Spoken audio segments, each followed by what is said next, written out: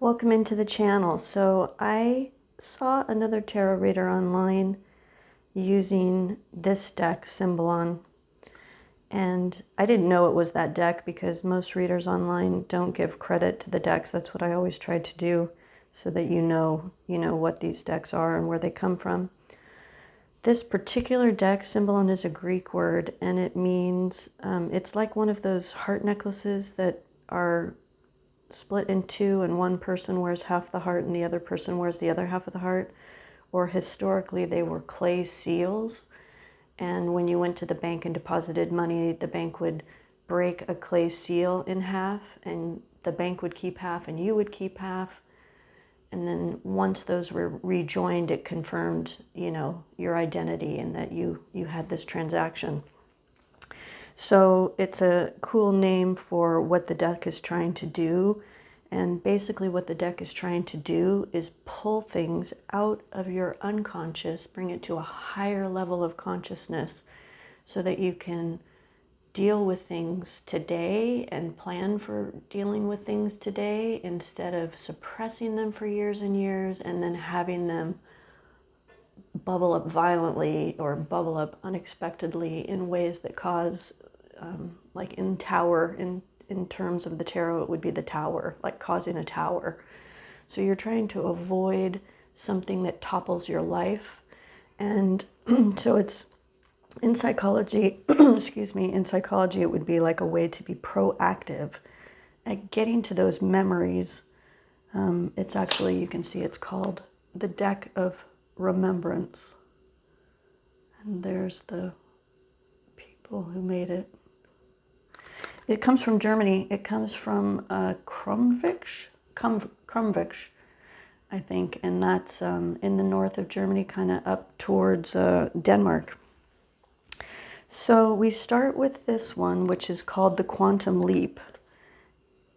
And it's an emblem like the tarot card emblems, but instead of a word or a motto at the bottom, it's got, you can see these are zodiac signs on the top, and then they have these, those are signs of the planets down there.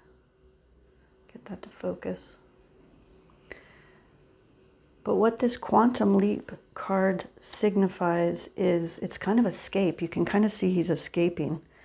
So the old is no longer worth clinging to, and you're supposed to liberate yourself.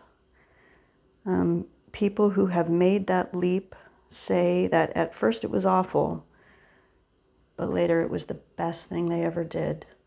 So we start our reading with someone who's escaping.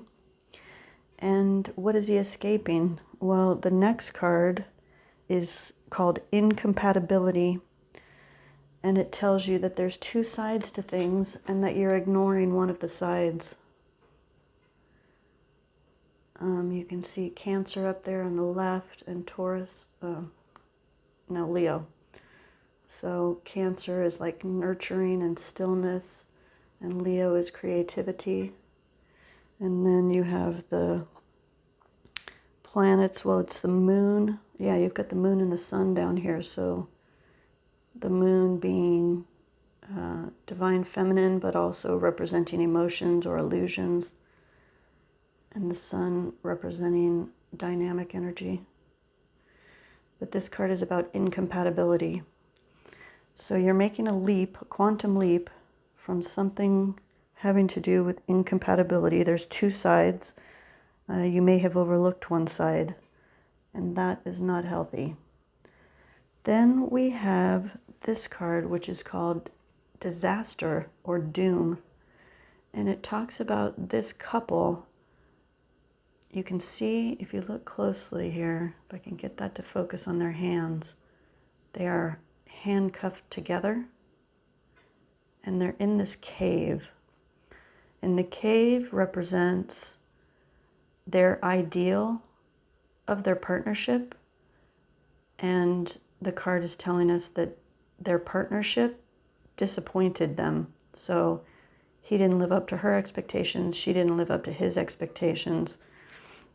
And the card is called the Disaster or Doomed. Each is imprisoned in a hell of the other's making. These cards are pretty intense.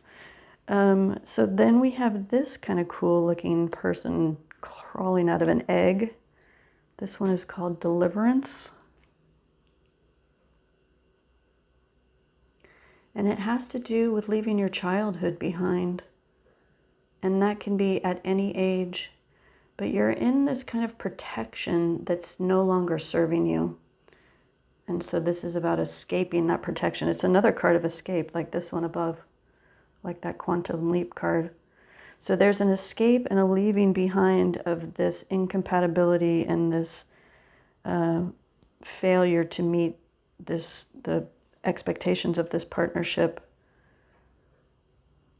And there's a Plato or a Platonic quote in this about this card, and it's kind of it's called "Give Your Soul Wings," that Plato said that's like the greatest thing that can happen is that you can give your soul wings. The next one is called the Confession, and it's pretty self-evident because it's somebody confessing. And it talks about laying down burdens and how you have to confess things that you feel guilty about, because it's the only way you're going to be able to get it off your mind and to lay down those burdens is you've got to confess whatever it is. That's right there in the center of the reading. And then this one is called the Lover or the Mistress. And it's actually a negative card. Like, it's pretty and it looks like it would be a positive card, but it talks about how a mistress, it's a type of sacrifice that stagnates over time, and you can't find a way out of old stories from the past or your lost hopes, and you wait for things to become beautiful again, but they won't. And there's nothing you can do. But it will pass. Then you have this card, or we have this card, called the Sleeping Beauty.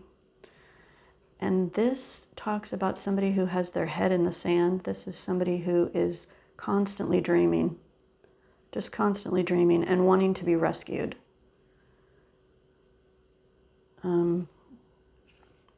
Also, I mean, these cards, like I said, they're pretty intense. But you have to find the difference between a dream that never becomes reality and a reality that you're trying to escape. And ask yourself, is your head in the sand? So we have one good card, especially good here. This is family. So maybe what you do is depend on your family. This talks about a bond that cannot be easily broken. It talks about the two, there's a child in there in the middle. So they're caring for that child. It's about unity.